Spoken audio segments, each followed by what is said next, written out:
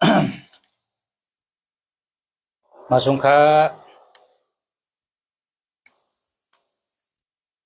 มาสงพ่อแม่พี่น้องผู้ทำยินกูก็กูคนค่ะมาสงทั้งสังกะ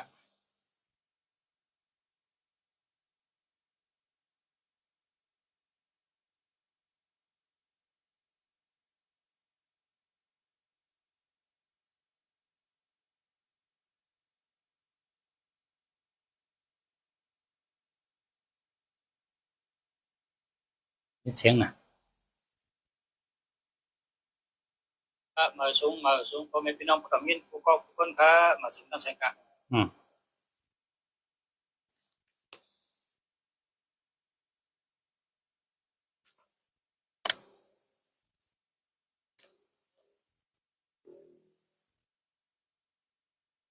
มาสงค่ะพ่อแม่พี่น้องเขากูก็กูคนค่ะเมื่อในข้าได้เอาเพลงทุ่งพี่น้องไต้เมืองเกาะเพราะว่าเขาก็เป็นไต้เขาก็เป็นไต้เพราะว่าไทยเนี่ยก็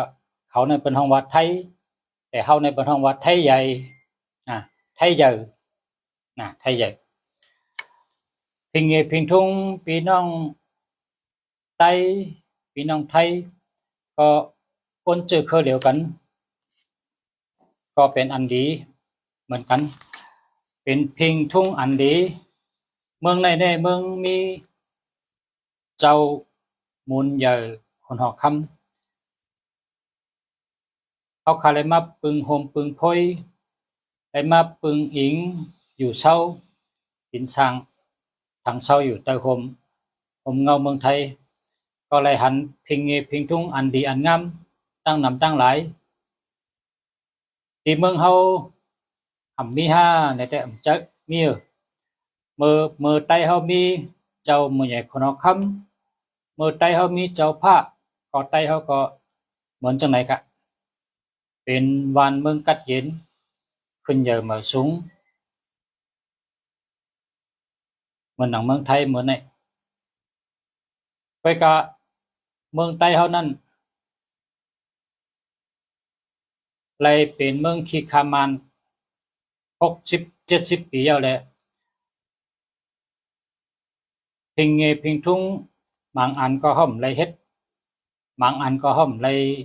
จัดปล่อยมันวันปอวันเมใช่ไหมครับก็เลยหันก็เปิดวันเมืองเหมือนเก่าจ้ะเพราะว่าเจ้าหอคำไต้ก็นอนเพเจ้าผ้าไต้ก็ญาซึกมันเอาตายกะตั้งน้ำเฮแลเจออันตายก็ตายเจออันไปก็ไปเฮ็ดในเฮแลวันเมืองก็เหมือนเก่าเอามาด้วยเพลงทุ่งอันดีอันงามที่ในเมืองไทยเนาะเดี๋ยวนี้เปิ้นฮ้องว่าเดือน8นะใต้เฮาในเดือน8พอในลูกเดือน8ในซ้ำยาวันแองเกเลตวันที่12นะครับเนาะพอวันที่12ก็เป็นวันแม่กูปีครับพอวันที่12เดือน8เนี่ยนะวันที่12เนี่ยเป็นวันแม่เผอแม่มันมีหังเผอหังมันกูก็คนเฮาคะก็เปิดมีแม่จ่องก้อยเกิดเป็นคนมาเลยก็เพราะฉะนั้นแหละกุ่งเกจูเยอะนะแม่เจ้าเกจูลงลืมละละอย่าไปลงอย่าไปลืมละละดีลงลืมละละสังว่าแม่เฮามีเมืองโกนอยู่เพราะไหนก็เฮาคุกจะไรใครเจอถึงชื่อตั้งกินอันดีอันหวานชื่อตั้งกินหลีโคนนงหลีตั้งกินตั้งย่ำอันดีมีเจอหลีมีข้อความหลีเมื่อเจอปอเจอเมเมื่อกันต้อปอกันต้อเมเมื่อเร่งดูลุมลาปอเมเมื่อกันต้อปอกันต้อเมเมื่อไวปอไวเมในวันที่12เดือน8กูปีนะพอเจออันตึกมีปอมีเมอยู่แหละวันปอในสมิทั้งวันทั้งก้อยในพอถึงวันปอขาดทางไกลรัดกัน มันเดียวเมื่อไหร่ได้เป็นวันแม่นะเมื่อพ้นมาเมื่อว่าเนาะพ้นมาเมื่อว่าเป็นวันแม่วันแม่ก็เปิดว่าเปิ้นสอนให้เฮา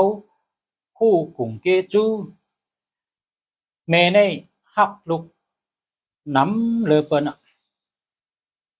เพราะว่าคำว่าแม่อันว่านั้นฮักลูกกูเมียวค่ะแม่ไก่ก็แขนลูกมันนะพอเปิ้นมาเอาลูกมันก็ผับพอขังรอบมากินลูกมันก็ซักนะไก่ก็ฮักลูกก็เป็นสัตว์ทั้งสิ่งเพราะว่ามันมีลูกไว้ปะนี่มันฮักลูกมันน่ะโดยในสารคดีนี่กวางกวางสองตัวมีลูกกวางสองตัวมีลูกในคำน้ำกับในจระเข้ในซ้ำมากินแม่ในฮักลูกน่ะกว่าขวางตั้งจระเข้ไปยอมเอาตัวแม่ในปั่นจระเข้กินแล้วแหละลูกในให้ป้นขึ้นกันในผังน้ำไรง่ายๆดีๆจนในก็เขาหันมาตั้งน้ำอันเฮาหันกะอันเฮาหันเพราะว่าใครรัดในที่ป๋องว่าเพราะว่าแม่อันว่านั้นคำว่าก้นคำว่าชัดนะตึนว่าฮักลูกนำเลยเปิ้น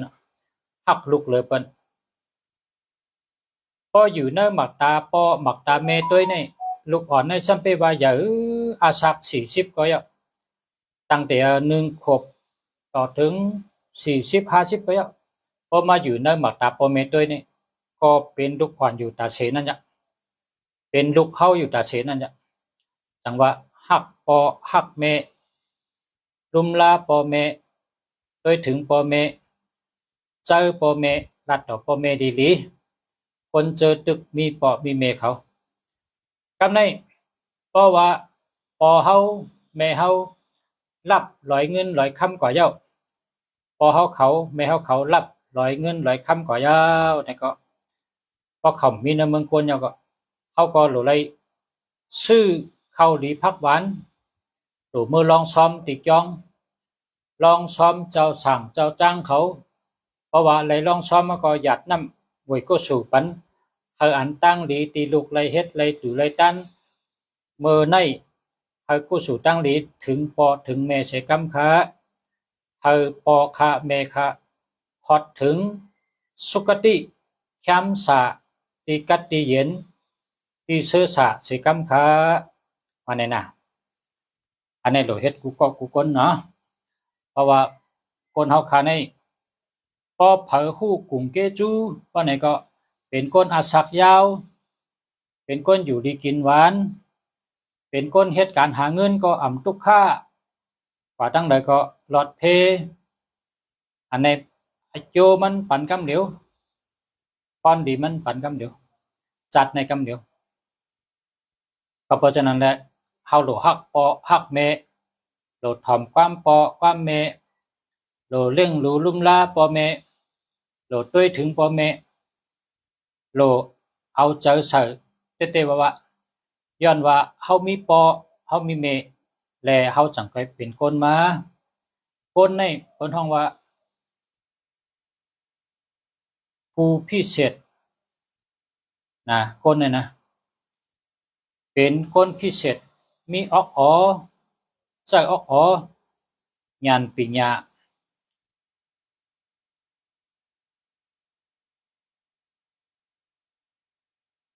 จอน่ะและเป็นคนนั่นนะอันเป็นสัตว์เขาได้เขาคอยคนเฮาน่ะว่าเขาใครเป็นคนน่ะคนนี่พอเป็นคนนี่ลาดสังก็ไลเฮ็ดสังก็ไลกินสังก็ไลนะคนนี่ลักแหลมคนนี่มีปัญญาคนนี่มีออกอ๋อญาณปัญญาสติปัญญาเต็มทนเป็นคนในกุศลีนะในว่าก็ในเมื่อในเป็นวันแม่ข้าเอาข้อความสั่งสอนลูก7ข้อมาปันพอเป็นวันปอพอเป็นวันแม่นี่เปิ้นอ่านข้อความ7ข้อนี่ตาเสนะข้อความ7ข้อโหลเลยสอนลูกหลานนี่เปิ้นอ่านกูปีเปิ้นอ่านกูปีกูปีพอถึงวันแม่เปิ้นก็อ่านพอถึงวันปอเปิ้นก็อ่าน ข้อกำ7ข้อก็เป็นข้อกำสอนลูกนะเป็นข้อกำสอนลูกสอนล่างลูกเผอล่างมันก็เป็นความสอนมันมีไว้7ข้อเมื่อไหร่เขาเอาข้อกำ7ข้อมาปันก็เลยไล่ถ่อมไล่ยินก็เก็บเอาสอนลูกสอนล่างลูกเผอล่างมันเนาะข้อความ7ข้อที่1นะข้อที่1โลไลสอนลูกล่างเฮาหมอจอยแถมตัวเก่าข้อที่1เนี่ยโลไลสอนลูกล่างเฮาจอยเหลือตัวเก่าไล่นะจอยเหลือลุ่มลารักษาตัวเก่าไล่ข้อที่1โลไลอันเฮาเป็นปอเป็นเมเนี่ยโลไลสอนลูกล่างเฮาลูกล่างเนี่ยรักตัวเก่าเฮาลูกล่างเนี่ยจอยเหลือตัวเก่าไล่ลุ่มลาตัวเก่าไล่เฮาจอยเหลือตัวเก่าไล่เต็มโทนข้อที่1สอนให้ลูกหมอจอยเหลือตัวเก่าข้อที่2สอนลูกสอนล่างให้ลูกล่างหมอจอยการนาเฮินตาเยการหอการเฮินตั้งแต่เป็นลูกอ่อนหันเมืองกลมาเนี่ยเป็นปอเป็นเมเนี่ยเฮ็ดสังเฮ็ดเหนจังหือเฮ็ดสังจังหือเนี่ยลูกล่างเขาเนี่ยโดยไว้เหตุก็ใหญ่มากเขาก็การเฮินกูไม่เมียวเขาเฮ็ดตั้งแต่เอาเล่นของเล่นเป็นตั้งเล่นหุงข้าวหุงพักล้างบานตำน้ำพริกเสิร์ฟไผ่ปัดเฮินถูเฮินจอยการเฮินกูเมียวเนี่ยเมื่อเขาก็เรียกคำไปหมอเฮ็ดกันหันปอหันเมเฮ็ดกูวันก็เขาใหญ่มากเขาก็หมอเฮ็ดนะข้อที่2ในว่าสอนลูกล่างให้หมอจอยกันนาเฮินเพราะเขาหมอจอยเนี่ยเพราะเขา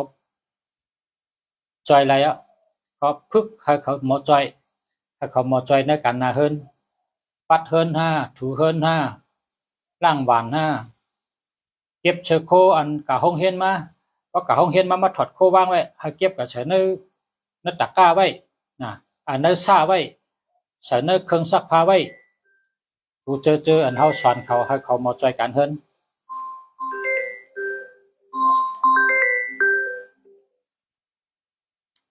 เอาค่ะอ๋อค่ะเอาค่ะ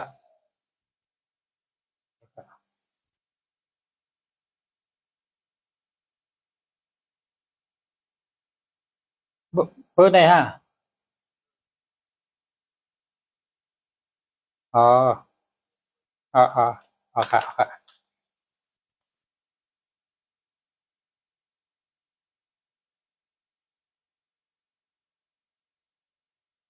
อ๋อ094642เนาะแค่มารีวครับปลายเป็น6556เป็นสัตเทค่ะนะ36ในเมตตาดีอจุนดี23ตั้งหักดี42การเงินดี64พออยู่จำก็เจียวเจอ94เป็นคนสมองดีออกดีหยานดีคนรักแหลมดีค่ะดีกุโตค่ะดีกุโตเจ้าดอกเจ้าซักวัดเทาก็ปันดุปันล่างนะอย่าไปแปะ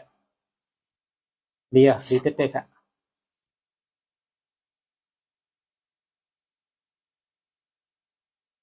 เลียนั่นเป็นตัวเงินนั้น6ในเป็นเงินค่ะตัว6ในเป็นตัวเงินแค่มาจ้าค่ะค่ะชมค่ะมาชมกันตึกไทยตัดช็อตค่ะค่ะค่ะมาชมกันมาชมกัน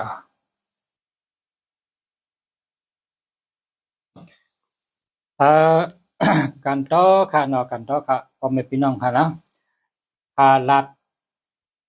ล็อกลายตัดที่สอนลูกล่างมี7ข้อที่1เอาโหลสอนลูกสอนล่างให้หมอจอยตัวเก่า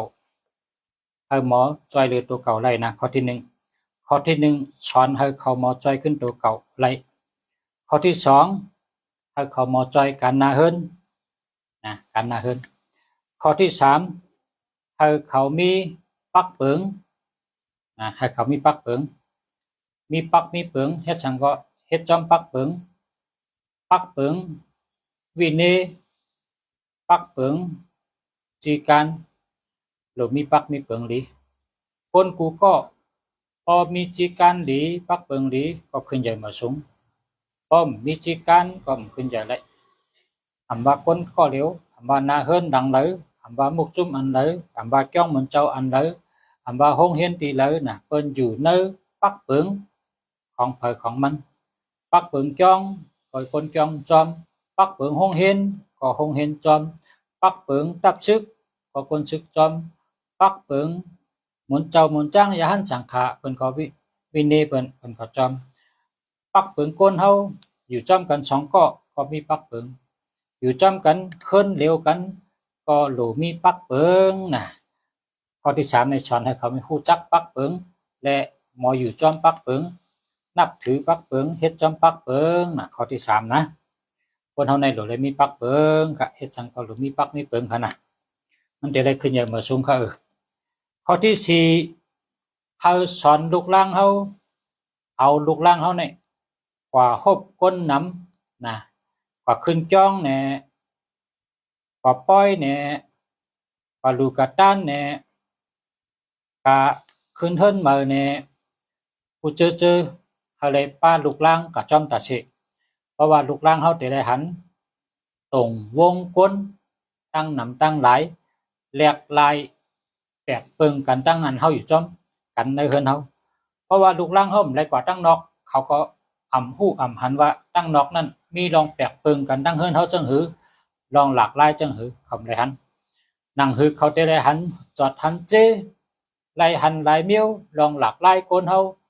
นะเปิ้นเป็นจังหือเฮือนเฮาเป็นจังหือเปิ้นอยู่จังหือเปิ้นรัดจังหือเปิ้นลงจังหือเปิ้นอุบจังหือเฮาลูกหลานเฮาไรหันคนตั้งนำก็เพราะฉะนั้นเฮาเป็นพ่อเป็นแม่ได้เฮาหรือไรป้าลูกหลานเฮาเข้า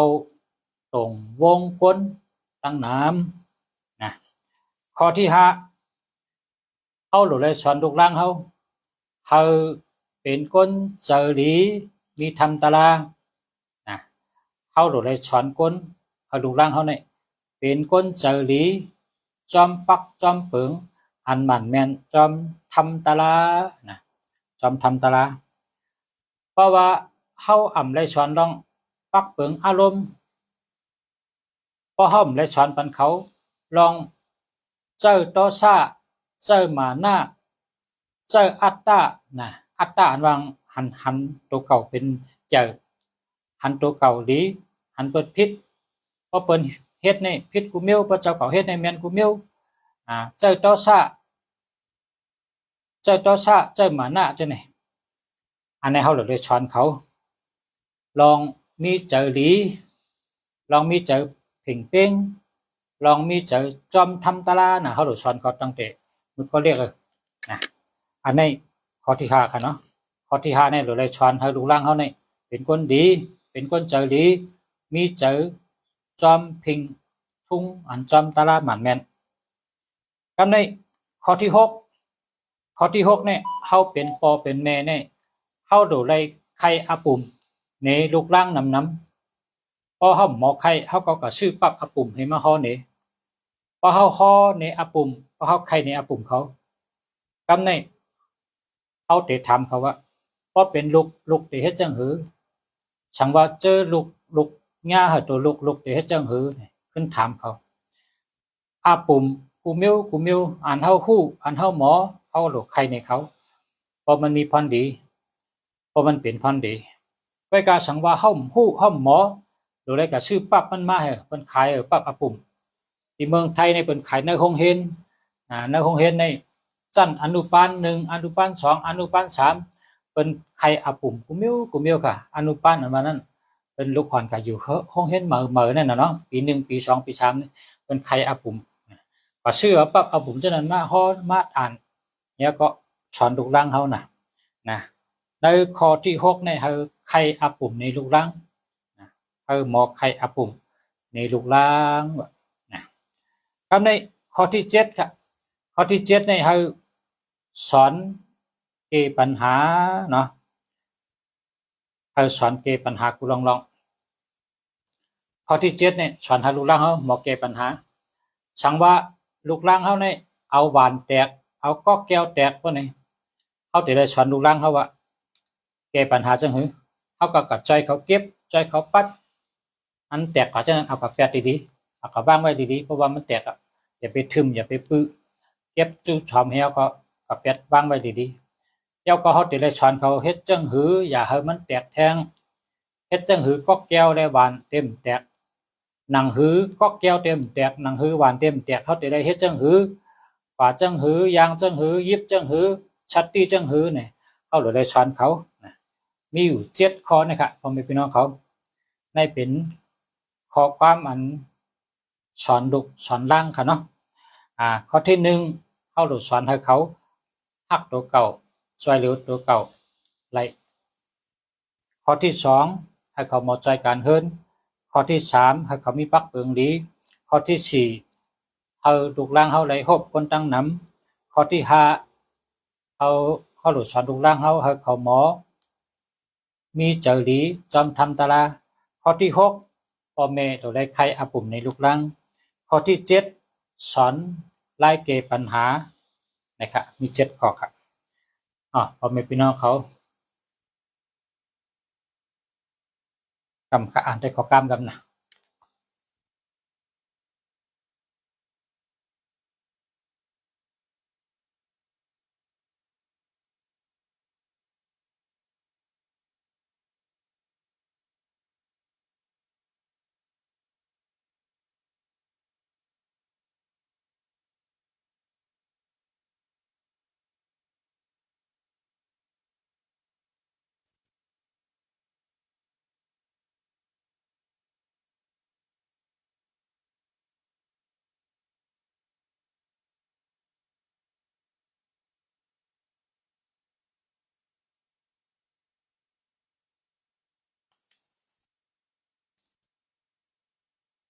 มีพี่น้องถามมาอยู่10ก็ก็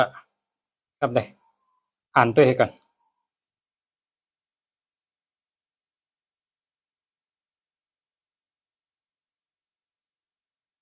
เป็นปลาดูหยิบไว้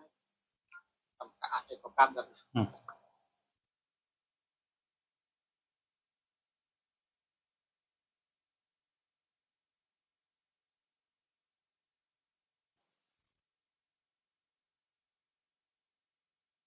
ถามมาอยู่10ก็อ่านด้วยกัน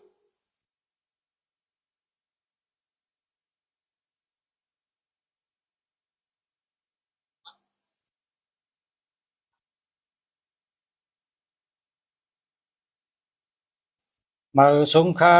มาสงค่ามาสงค่ามาสงค่ามาสงค่าว่าไงกันนะยินชมค่ะยินดีค่ะ